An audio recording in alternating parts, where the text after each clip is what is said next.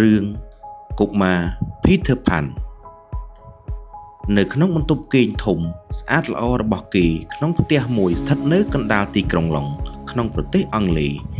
កុមារតូចម្នាក់ឈ្មោះ Peter Pan កំពុងគេងនៅលើគ្រែប៉ុន្តែគេងមិនលក់ទេ Peter Pan សម្លឹងតាមបង្អួចមើលទៅឆ្ងាយគេឃើញផ្ទៃមេឃនិងចុងដើមឈើធំៗនៅក្នុងឧទ្យានមួយដែលគេស្គាល់ច្បាស់គេចង់ទៅកន្លែងនោះណាស់ទៅភ្លាមបើគេចេះហោះហើរគេនឹកចង់ចេះហោះហើរខ្លាំងមែនទែនស្រាប់តែភ្លាមនោះគ្មាននរណាដឹងថាយ៉ាងដូចម្ដេចទេគេក៏ចេះហោះហើរមែនគេហោះចេញតាមបង្អួចដែលបើកចំហស្រាប់គេគ្មានស្លាប់ទេតែមិនដឹងដោយហេតុអ្វីគេអាចហោះហើរបានហើរដោយសត្វស្លាប់អញ្ចឹងនៅក្នុងផ្ទះនិងអ្នកនៅក្នុងទីក្រុងទាំងមូលពុំបានឃើញរឿងនេះទេប្រសិនជាមានភ្នាក់ងារប៉ូលីសណាម្នាក់ក្រឡេកទៅមើលទៅលើហើយឃើញកុមារម្នាក់ហោះហើរលើមេឃដូចនេះច្បាស់ជាផ្អើលឆោឡោខ្លាំងហើយក្រុមលុតភ្លើងនឹងយកចណ្ដៅវែងមកដល់ភ្លាមជនហោះនឹងមកជួយប្រហែលជាគេនឹងយកសំណាញ់មកចងនឹងដងវែងដើម្បីជួយសង្គ្រោះប៉ុន្តែគ្មាននរណាមានគំនិតងើយមើលទៅលើឡើយហើយ Peter Pan ក៏បន្តហោះហើរទៅមុខទៀតក្រោយនោះបន្តិចគេចុះយ៉ាងថ្នមនៅលើវាលស្មៅនៃកោះមួយនៅកណ្ដាលបឹងក្នុងឧទ្យាននោះធំមែនទែនរៀងរាល់ថ្ងៃមនុស្សចាស់និងកុមារច្រើនពាន់នាក់តែងមកដើរលេងកម្សាន្តនៅទីនោះមានសត្វស្លាបនិងកំប្រុកជាច្រើនរស់នៅលើដើមឈើ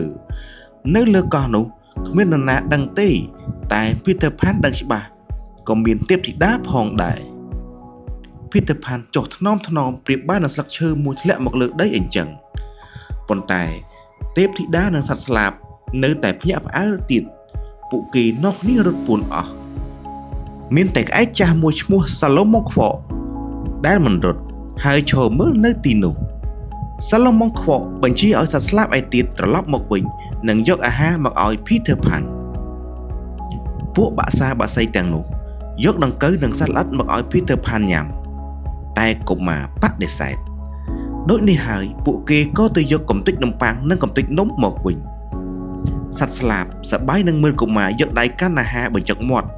ព្រោះពួកគេចេះប្រើតែចំពុះទេដើម្បីថ្លែងអំណរគុណចំពោះអាហារទាំងនោះ Peter Pan ក៏ហែកអាវរបស់ខ្លួនទៅជាជំរាកតូចរួចចែកទៅឲ្យបក្សីយកទៅដាក់ទ្រាប់បាតសម្បុកពួកគេកុមារតូចជួយធ្វើសម្បុកឲ្យសត្វគេជាអ្នកមានប្រយោជន៍ណាស់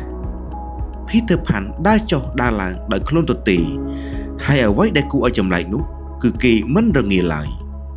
គេចង់ចេះហួចចេះស្រែកចេះយំដោយបក្សីដើម្បីបញ្ជាក់ថាគេសប្បាយណាស់នៅលើកោះនោះតែគេធ្វើមិនបានសោះ Solomon Quack បានឲ្យយោបល់ថាសម្លេងឯងត្រូវធ្វើខ្លុយភ្លាមនោះ Peter Pan ក៏យកដើមប្របោះមកធ្វើជាខ្លុយគេផ្លុំខ្លុយបានយ៉ាងពីរោះទោះជាគេពុំធ្លាប់បានរៀនផ្លុំពីមុនក៏ដោយគេចេះធ្វើត្រាប់តាមសម្លេងបក្សីដូចជាសេកសារិកាសម្លេងខ្យល់រហូតដល់ស្នូរទឹករលកដែលបោកមកលើឆ្នេរទៀតផងប៉ុន្តែថ្ងៃមួយនោះ Peter Pan បានក្រឡេកមើលទៅឆ្ងាយរំលងបឹងគេឃើញកុមារីតូចដូចខ្លួនគេមួយក្រុមកំពុងនាំគ្នាលេងតាមផ្លូវក្នុងឧទ្យានយ៉ាងសប្បាយរីករាយពួកកុមារញ៉ាំនំលេងវាយកង់លេងបិទពួនពេលនោះគេក៏នឹកចង់ត្រឡប់មករស់នៅជាមួយមនុស្សលោកវិញរួចក៏មានអារម្មណ៍ព្រួយពិបាកចិត្តដែលរស់នៅតែឯកឯងនៅលើកោះនោះប៉ុន្តែគួរឲ្យស្ដាយគេលែងចេះហោះហើរទៀតហើយតើធ្វើដូចម្ដេចទើបអាចឆ្លងបឹងបានក្អែក Solomon Quack ប្រហែលជាអាចផ្ដល់យោបល់ខ្លះដល់គេនៅព្រឹកមួយ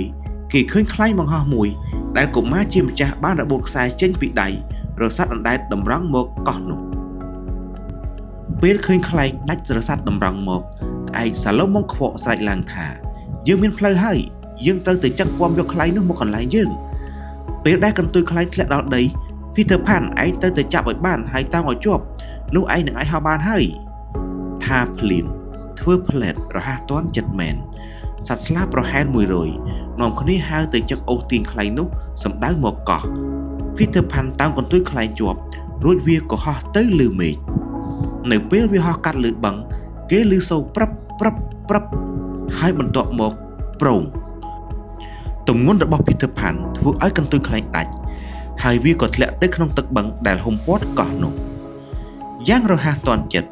សត្វកងានព្រៃមួយគូហើរទៅដល់ភ្លាមរួចនាំកុមារមកដល់មាត់ច្រាំងវិញ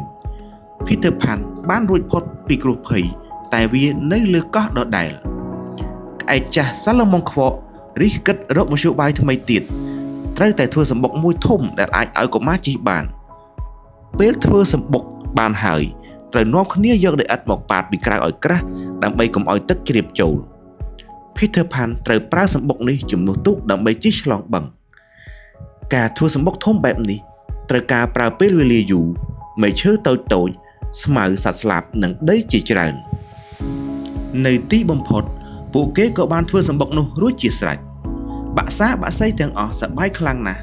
ហើយគេនាំគ្នាច្រៀងរាំស្រែកខ្ញៀវខ្ញាលាន់ឮពេញទាំងកោះ Peter Pan យកចម្រៀងអាវវាដែលនៅសល់មកធ្វើជាក្តោបល្ងាចនោះពេលមានខ្យល់បក់មកចំទិសល្អវាក៏លបលួចចាក់ចេញពីកោះប៉ុន្តែពេលទើបឆ្លងបានពាក់កណ្ដាលបឹងវាក៏ឮសំឡេងស្រែកខ្លាំងនៅលើឆ្នេរឯក្រោយ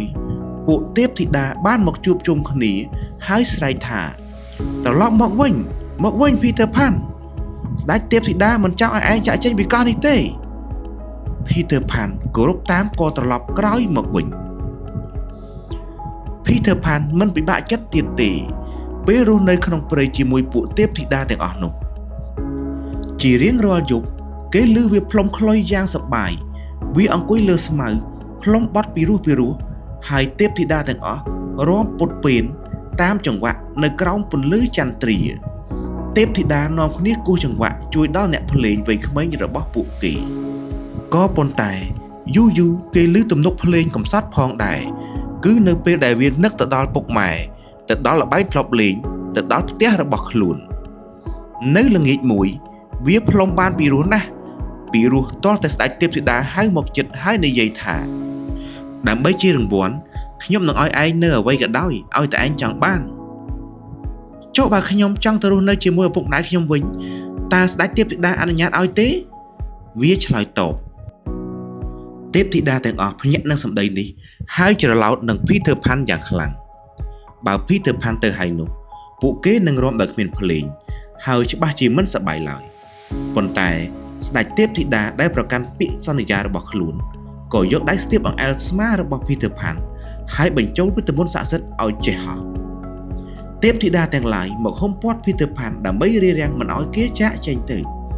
បានហើយលែងខ្ញុំទៅវាស្រែកហើយក៏រត់គេចទៅឆ្ងាយរួចហោះឡើងវាហោះខ្ពស់ទៅលើមេឃដោយដែលគេតែងស្រមៃឃើញនៅពេលយល់សប្តិវាហោះទៅដល់ឧទ្យានជិតផ្ទះវាហើយក៏ឃើញដំបូលផ្ទះលេចឡើងយ៉ាងច្បាស់ពេលទៅដល់ផ្ទះវាឃើញបង្អួចបន្ទប់ម្ដាយរបស់វាបើកចំហយ៉ាងធំអ្នកម្ដាយកំពុងសម្រានលក់នៅលើគ្រែ